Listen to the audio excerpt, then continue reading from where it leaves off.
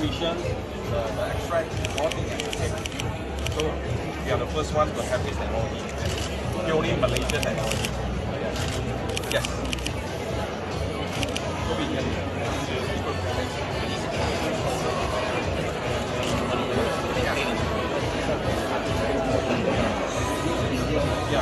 even outside China market is much more bigger. Because we are talking about the nutrients already, salicylic acid, the active ingredient that we can promote, not just sarang bulu itself. Contoh you can sign jangan jual lah. Jangan jual.